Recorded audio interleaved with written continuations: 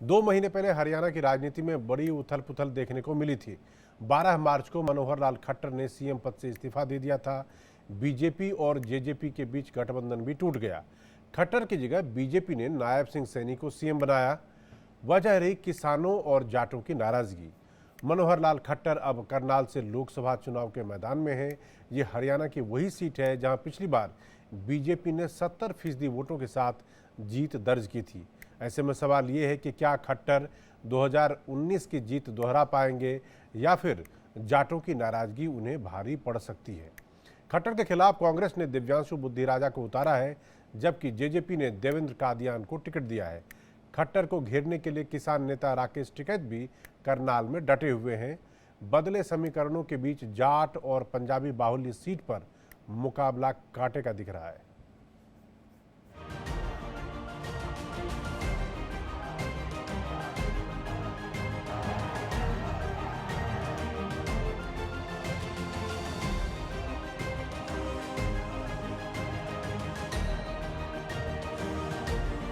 हम आने वाले 4 जून को यानी 25 मई को वोटिंग खूब जबरदस्त करने वाले लोग भाजपा के पक्ष में, और 4 जून को हम 11 के 11 कमल के निशान खिला करके मोदी जी को देंगे।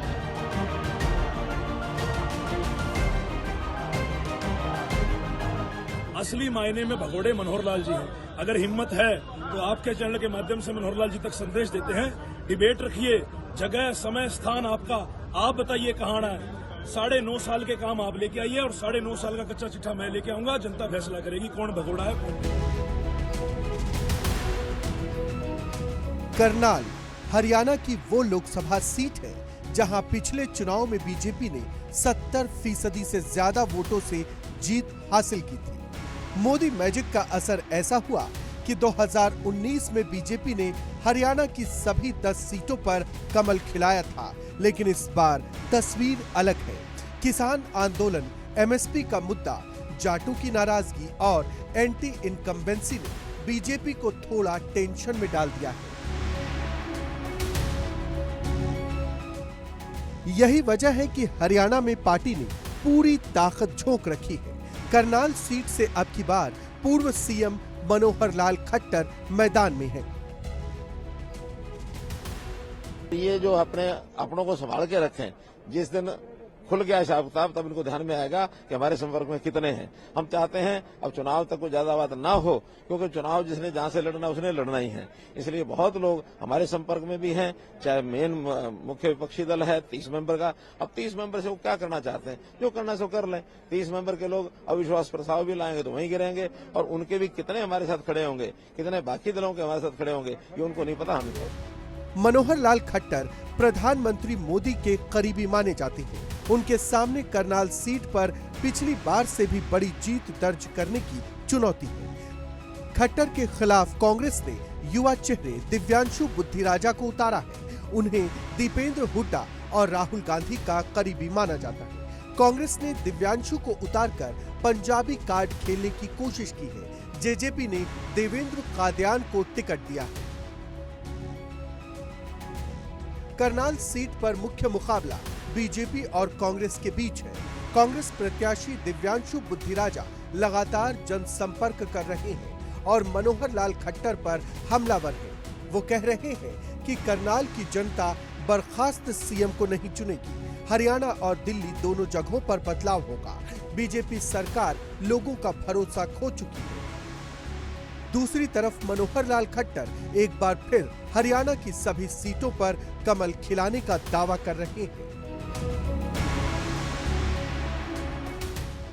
ये कहीं ना कहीं करनाल के अंदर, हरियाणा के अंदर परिवर्तन की लहर है, और लोगों ने तो करनाल में जो है परिवर्तन का मूड बना लिया। मुझे लगता है कि इंडिया गठबंधन के 10 के 10 प्रत्याशी हरियाणा के अंदर जीतने वाले हैं। मैं आपके चैनल के माध्यम से चैलेंज करता हूं, दिन, जगह, समय मनोहर लाल जी का, हमारे करनाल की जनता के सवालों के जवाब दें। पिछले 10 सालों से जो सवालों के जवाबों से भाग रहे हैं। हर गांव में जितनी जीत पहले भाजपा की हुई है उससे ज्यादा जीत करने का आश्वासन मिल रहा है। ये सारे इलाके ऐसे हैं जहां पिछले 3 चुनाव में भारतीय जनता पार्टी को सबने और भारतीय जनता पार्टी को जीत दिलाई है।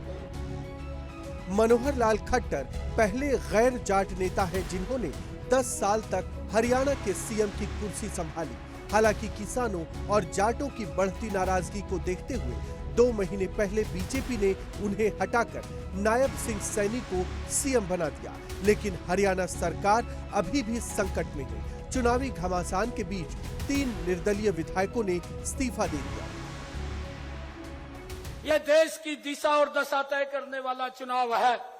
भाइयों, हम देख भी रहे हैं पिछले 10 वर्षों में नरेंद्र मोदी जी के नेतृत्व में देश ने दुनिया में एक नई रास्ता बनाया है।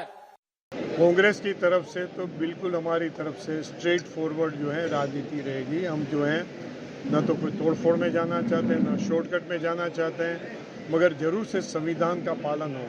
और ये सरकार अभी अल्पमत की बन गई है, तो इनको गवर्नर साहब के पास जाके अपने विधायकों का समर्थन का प्रदर्शन करना चाहिए। जाटों और किसानों के समर्थन से कांग्रेस उत्साहित नजर आ रही है। कांग्रेस बीजेपी के खिलाफ पूरे विपक्ष को एकजुट करने में लगी है। किसान नेता राकेश टिकैत ने भी बीजेपी के खिलाफ मोर्चा खोल रखा है। दरअसल किसान आंदोलन के दौरान खट्टर सरकार ने आंदोलनकारियों के खिलाफ सख्त रुख अपनाया था, जिसकी वजह से कुछ किसान नेता करनाल में खट्टर के खिलाफ लामबंद नजर आ रहे हैं। यह सरकार पूंजीपतियों का एक गैंग है, उसने एक पार्टी पे कब्जा कर लिया। इसमें इनके साथ में है कौन? इन्हें नई बीजेपी के लोग चाहिए। अब जो पुराने लोग थे वो तो दंड किनार रहे इससे सब। अब तो इस पार्टी पे कब्जा कर नई व्यवस्था के लोग चाहिए। वो ऐसे चाहिए कि किसी को पकड़ो, किसी को यहाँ बैठा दिया, यंत्र पकड़ो वहां बैठा दिया। नेता थोड़ा चाहिए इनको। कांग्रेस भले ही करनाल में वापसी की उम्मीद जता रही है, लेकिन दिव्यांशु को भीतरघात का भी सामना करना पड़ सकता है। दरअसल टिकट के कई बड़े दावेदार नाराज नजर आ रहे हैं। दूसरी तरफ खट्टर लगातार जनसंपर्क में जुटे हैं। सीएम रहते उन्होंने करनाल के विकास के लिए बहुत काम किए। गृह मंत्री अमित शाह और पीएम मोदी भी जल्द ही करनाल में रैली करने वाले हैं। बीजेपी ने अब की बार 400 पार का नारा दिया है, जिसके लिए हरियाणा की 10 सीटें भी बहुत अहम हो जाती हैं। लेकिन हरियाणा में जाटों की नाराजगी पार्टी को थोड़ा भारी पड़ सकती है। यहाँ सबसे ज्यादा 22% जाट वोटर हैं। पिछले चुनाव में भी बीजेपी को जाटों का सबसे कम वोट मिला था। हालांकि बीजेपी सभी जातियों को साधने में जुटी है और खट्टर को उम्मीद है कि एक बार फिर हरियाणा की सभी 10 सीटों पर कमल खिलेगा।